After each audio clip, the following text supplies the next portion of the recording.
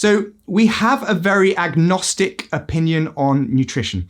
That means that we are not against certain things, but we're also not for certain things. We think every single person's an individual. So, for example, with fasting, there are some kind of do's and don'ts, I guess, with general fasting. However, for someone with disordered eating, if they were then to try fasting, where they're not eating for a period of time, sometimes 16/8, can be for longer times than that, they can't control themselves when they are able to eat.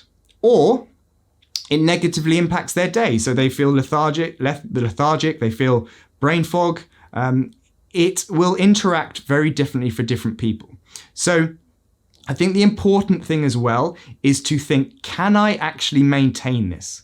Because if you find fasting works for you, but you're like, oh, I'm definitely not going to carry this on after 90 days or 120 days, or, I can't carry this on forever. Well, in which case it forms a little bit of a diet or a diet kind of attitude to things, which will then make it tricky to actually maintain whatever progress you've seen from the fasting, because it's not something that you can maintain as a normal habit.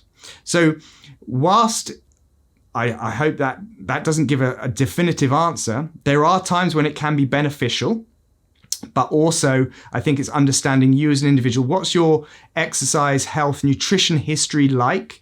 And is this something that you're able to maintain long term? Because if it isn't, unless you're doing it for some specific, very short-term reason, if it isn't, well, then you're going to come off that thing. And therefore, you might find that all of that good work that you did could be reversed.